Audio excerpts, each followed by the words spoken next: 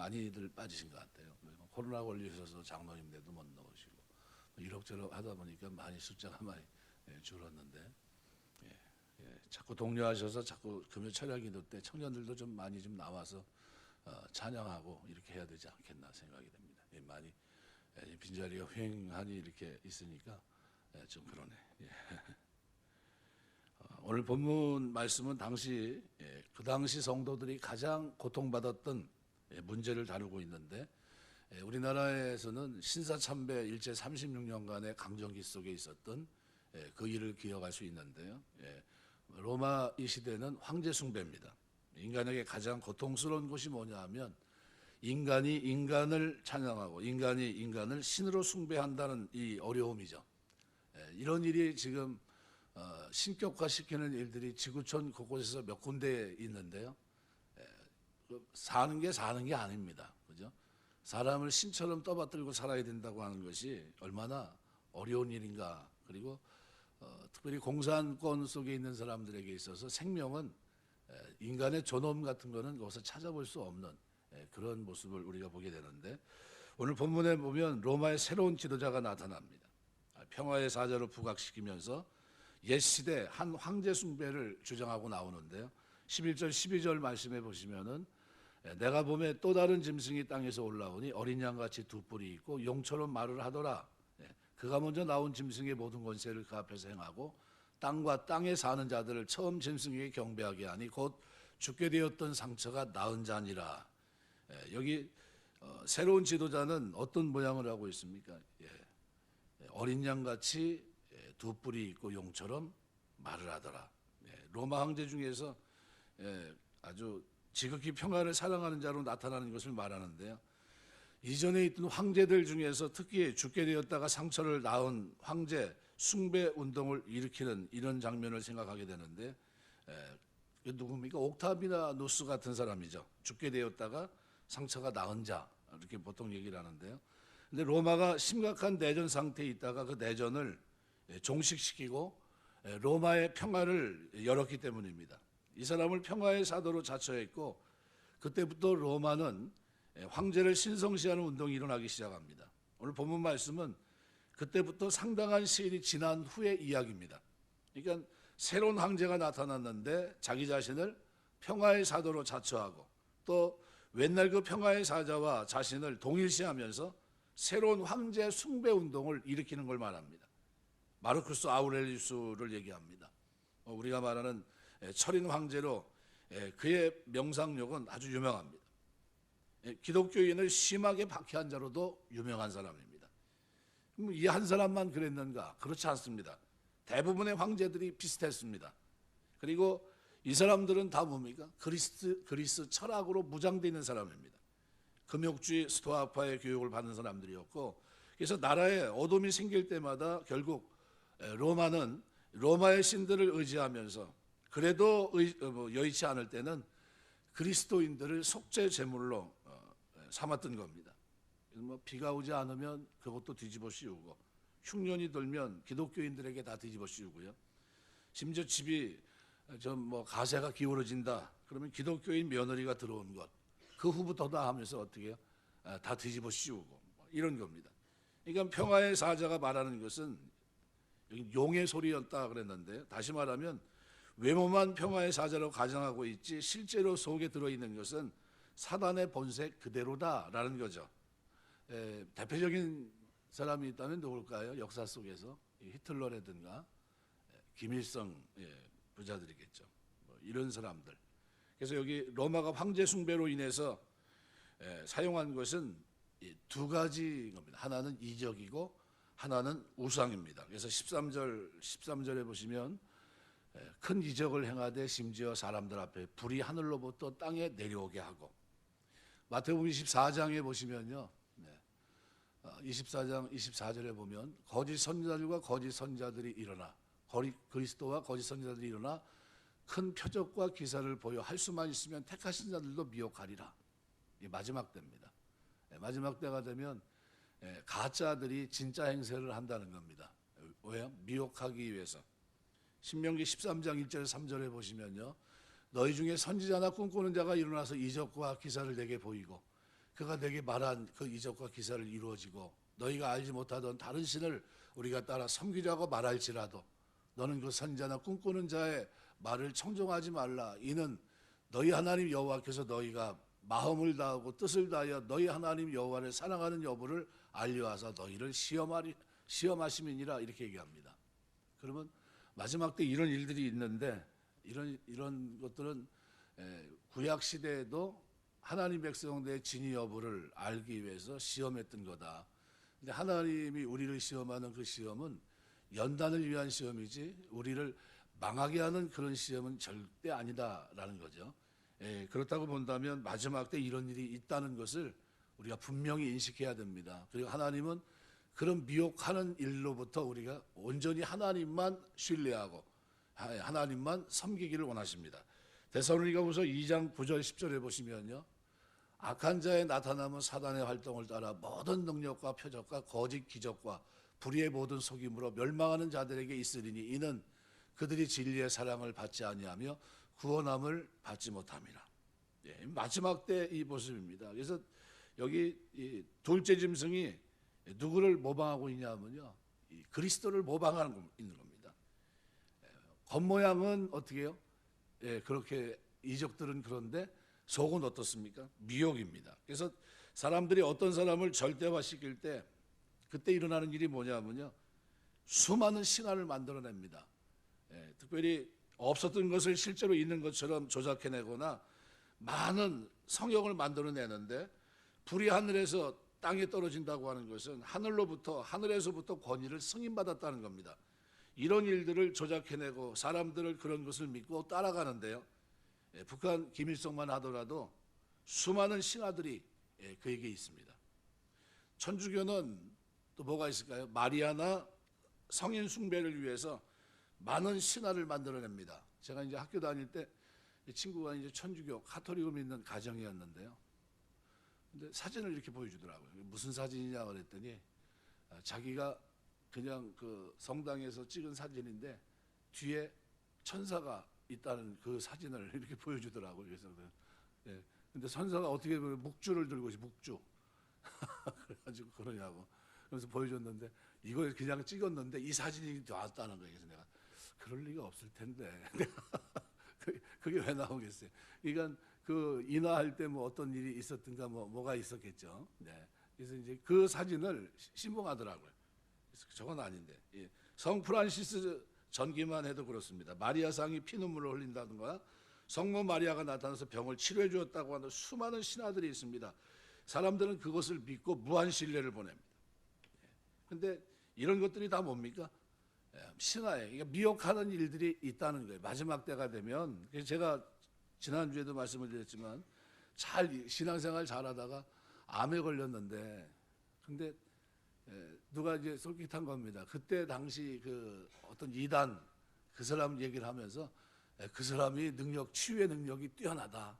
이제 갔어요. 근데 실제로 고쳐진 겁니다. 감사한 일이죠. 그런데 그 다음에 신앙 노선을 바꿨습니다. 그거 쫓아다니는 거예요. 이제 치유를 하기 위해서. 결국 뭡니까? 바른 신앙에서 벗어난 걸 말합니다. 바른 신앙은요, 내가 마태복음 산상설교에 보시면은 예수님께서 내가 주의 이름으로 능력을 행하고 귀신을 쫓아내고 병자를 고치지 않았습니까? 불법을 행하는 자들아 다 내게서 떠나가라. 내가 너희를 도무지 알지 못한다 그랬어요. 뭐냐면요, 우리가 팔복, 그죠? 하나님 나라의 헌장이라고 하는 이 팔복, 그 내용이 굉장히 중요합니다. 우리 믿음은요, 우리 베드로 후서를 지금 새벽에 쭉 묵상하고 있는데 우리가 가진 믿음은요, 사랑으로 완성됩니다. 그래서 그냥 내가 가지고 있는 믿음은요, 내가 구원받은 이 믿음은요, 내 삶에서 반드시 어떻게 해요? 사랑이 바탕이 된 움직임이 있습니다. 내 삶에. 그래서 믿음은 그냥 대충 행함이 없는 그런 게 아닙니다. 행함으로 반드시 나타나게 되어 있고요.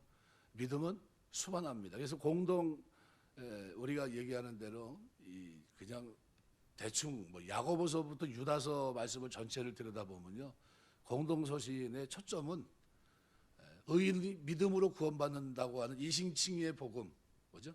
이 복음을 그것만 하면서 어떻게 해요? 안주하고 그다음에 어떻게 삶이 바뀌지 않고 인격도 변하지 않는 그들에게 어떻게 구원, 믿음이라고 하는 것이 뭐냐라는 것을 설명한 겁니다.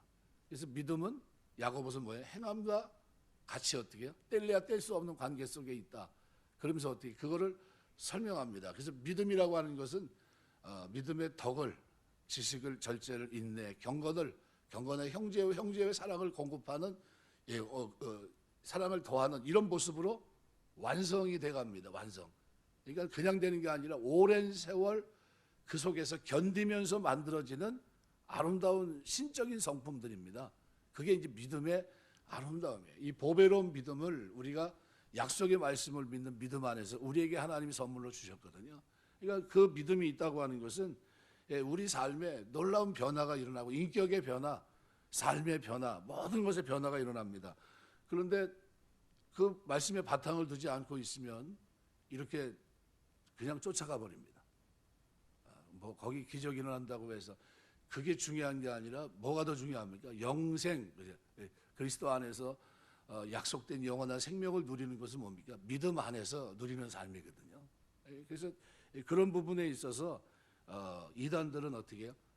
변하지 않습니다. 그래서 이단들의 모습을 베드로 후서 2장에서 쭉 설명합니다. 그들이 어떤 모습인가, 그거를 쫙 설명해 놓거든요.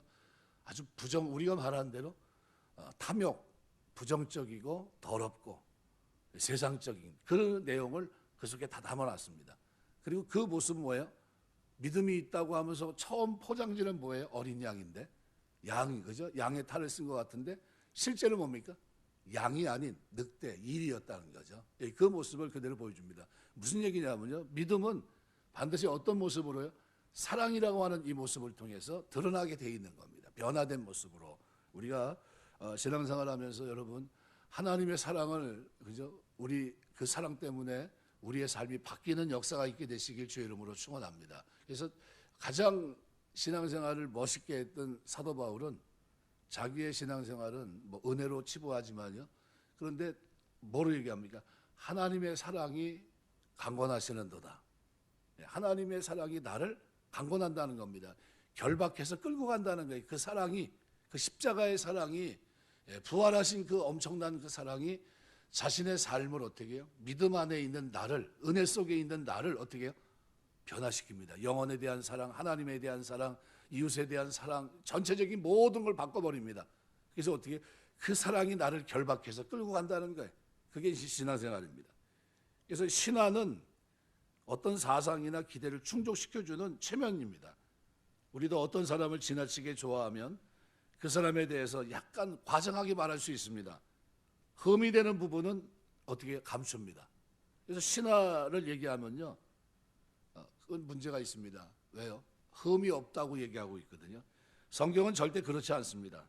아무리 위대한 사람도 치명적인 실수나 결점은 주저없이 어떻게 해요?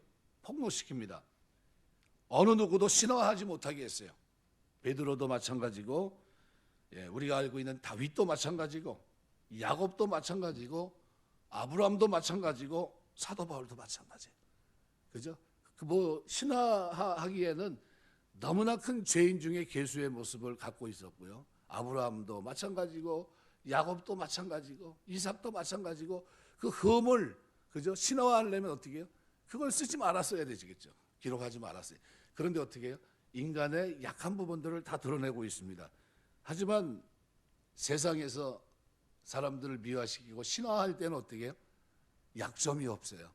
완벽한 신적인 그런 모습으로 실패를 기록하고 있지 않습니다.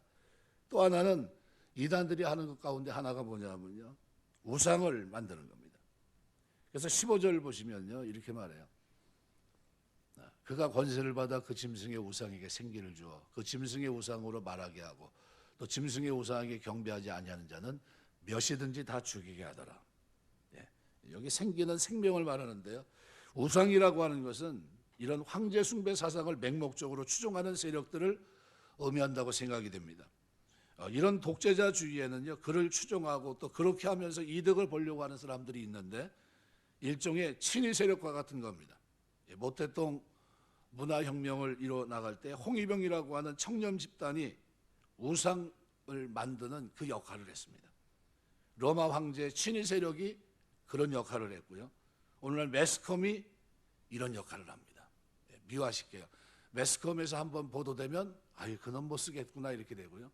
매스컴에서 미화시키면 그 사람 대단한 사람이구나 이렇게 됩니다. 언론이요 사람을 매장시키기도 하고 사람을 살리기도 합니다. 그러니까 우리는 자기를 무조건 지지해주고 믿어주는 사람들 조심해야 되겠죠. 왜냐하면 자아도취에 빠져 정상적인 분별력을 잃어버리기 때문입니다. 정치가들이 끝에 실패하는 게 뭐냐면요, 바로 이런 친위 세력 때문에 자신의 정확한 위치를 놓고 착각에 빠집니다. 이게 아닌데 그죠? 그걸 어떻게 해요? 아닌 것처럼 괜찮은 것처럼 어떻게 해요? 포장합니다. 이승만 박사 주변에도 사람들이 있었죠. 바깥의 세상과 안의 세상이 다르게 미화시키면서 계속 얘기를 했던 겁니다. 결국 그런 사람은 최종적으로 망하기 전까지 깨닫는 법이 없습니다. 가장 어리석은 사람이 이러한 우상을 앞에 세워놓고 기분 좋아하는 사람입니다. 자기가 들어 좋은 소리만 듣고 따가운 질책을 싫어하는 사람은 바로 이런 어리석은 자와 같습니다. 결국 그는 자기 체면에 빠져서 완전히 망하기 전까지는 깨닫지 못합니다. 오늘 16절, 17절에 보시면 반대자에 대한 박해의 모습이 기록이 되어 있는데요. 그가 모든 자고 작은 자나 큰 자나 부자나 가난한 자, 자유인이나 종들에게 그 오른손이나 이마에 표를 받게 하고 누구든지 표를 가진 자 외에는 매매를 못하게 하니 이 표는 곧 짐승의 이름이나 그 이름의 수라. 짐승의 이름이나 그 이름의 수라 이렇게 표현합니다. 로마는 모든 사람으로 하여금 황제 숭배에 대한 신앙을 공개적으로 고백하게 하고 표를 줬습니다. 실제 있었던 일이고요. 귀족이나 계급이 낮은 자나 자유인, 종 모두에게 황제 상 앞에 분양하고 절하게 했던 겁니다. 이런 일이 우리나라에서 북한에 이런저런 이유로 갔던 누가 됐든 간에요. 제일 먼저 맞닥뜨리는 게 뭡니까? 김일성 동상이에요. 거기 가면 어떻게 해야 됩니까? 절하게 만들어요. 절했을까요? 안 했을까요? 교회 목사님들이 가서. 절했다고 봐야 돼요. 안 하면은 안 되니까요. 우리 베트남 여행을 한번 가보시면 알겠지만요. 반드시 어떻게 해요? 호치민과 관계되어 있는, 그죠? 관계되어 있는 그것을 반드시 방문하게 되어 있습니다. 공산주의라는 건요, 신격화시킵니다. 그래서 가만 놔두질 않아요. 사람들에게 경배하게 만들고 숭배하게 만들거든요. 그러니까 그런 모습이 있고요. 그래서 이 증표 같은 것, 그러니까 그걸 통과하지 않으면 다음 일정을 이룰 수가 없습니다. 굉장히 어려움이죠. 그러니까 그때 당시도 이 증표가 없는 사람은 사회활동이 현저하게 제약을 받았고 언제든지 고발당하면 고문이나 처형을 받을 수 있었습니다. 로마 시대에도. 이런 점에 있어서 신분, 성별의 차이가 없었습니다. 과거 역사를 보면 황제에게 절하지 않으면서 사회적인 지위를 놓치기 싫어서 돈을 주고 표를 살리려고 하는 사람들도 있었고요. 우리는 그래서 고민을 해보셔야 됩니다. 내가 가지고 있는 믿음, 이 신앙이 도대체 뭐냐? 우리도 일제 36년 강점기 속에서 교회들이 다 어떻게 됐습니까? 신사참배 대부분 다 넘어졌어요. 안 한 사람들은 소수입니다. 그것 때문에 십자가 길을, 고난의 길을 걸었던 사람은 얼마 되지 않아요. 나머지는 다 뭡니까? 타협했죠. 여러분이 알고 있는 대표적인 한경직 목사님은 그것 때문에 회개했잖아요. 종교상인 템플상을 수상하는 자리에서 회개합니다. 여러분이 나를 좋게 봐주시는데 내가 무소유 같이 집도 없이 아무것도 없이 그냥 이렇게 구두도 하나 하는 식으로 이렇게 살아와서 이렇게 좋게 보시는지 모르지만 나는 여러분에게 그렇게 존경받을 만한 사람이 못 됩니다. 저는 신사참배한 사람입니다. 그리고 회개했습니다. 깜짝 놀랐죠. 그랬던 겁니다. 그러니까 뭐냐면요, 죄의식 가지고 살아갔던 겁니다. 그래서 우리가 여기서 그런 얘기를 해봐야 돼요. 내가 속으로 하나님 믿는 신앙을 가지고 있으면서 겉으로 잠시 부인하고 황제에게 절한 후 다시 신앙생활하면 되는 거 아니냐? 어떻게 생각하세요? 이런 생각을 북한에 가서 가질 수 있다는 겁니다. 가서 아무도 본 사람은 없는데 이런 식으로 누군가 나의 신앙에 대해 질문했을 때 우리는 피하면 안 됩니다. 왜요? 살아있는 선한 양심이 우리 속에 있기 때문입니다. 그러니까 그리스도를 부끄러워하는 겁니다. 주님은 우리가 사람 앞에 주님을 부끄러워하면 주님도 천사들 앞에, 천사장들 앞에서 우리를 부끄러워하겠다고 분명히 말씀하셨어요. 여러분, 우리가 가지고 있는 믿음이, 신실하신 하나님을 신뢰하는 그 믿음이 말씀에 기초한 흔들림이 없는, 타협함이 없는 진실한 고백이 되시길 주의 이름으로 축원합니다. 잡혀서 절하기 싫으면 그럼 어떻게 해야 됩니까? 사회적인 혜택을 포기하는 수밖에 없어요. 절망적인 거죠. 세상도 움켜쥐고 신앙인으로서 남으려고 하는, 그죠? 이게 두 가지가 다 한꺼번에 잘 안 돼요. 어떻게 해요? 한쪽은 포기해야 됩니다. 우선순위. 놓치지 말아야 될 것이 있습니다. 그건 뭡니까? 영생입니다. 영생. 영원한 생명. 이 신앙을 포기할 수 없는 거죠. 진리의 말씀 앞에 순종하며 사는 것.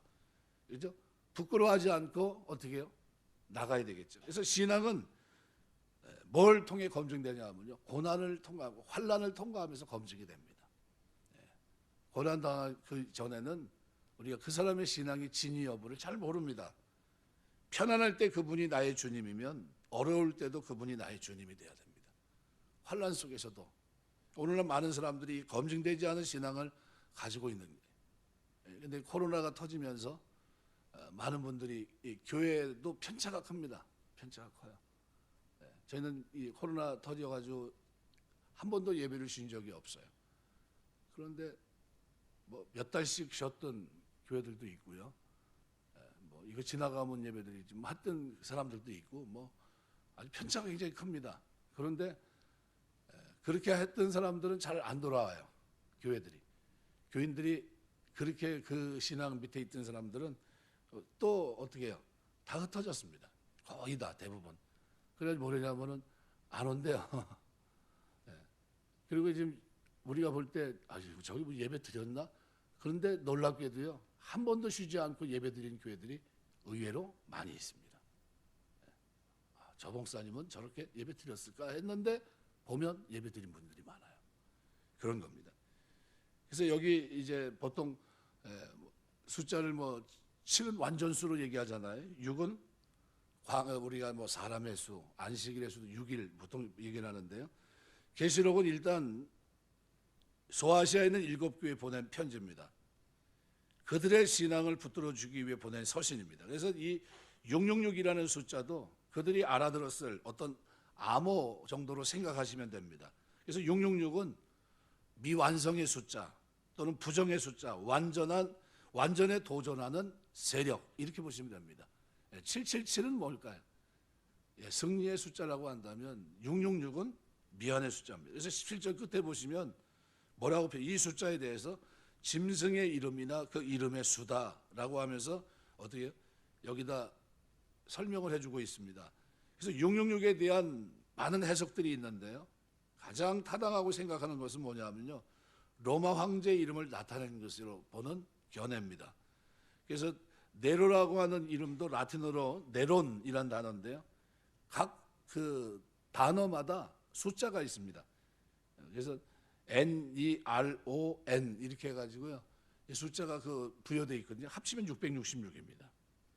네로 시저, 네로 황제라는 히브리어를 의목해도 여전히 어떻게 해요? 그 숫자를 다 합치면 666이 됩니다. 그러니까 유대인들은 이름을 숫자로 많이 나타냈는데요. 마태복음 1장에 보면 14라는 숫자가 나옵니다.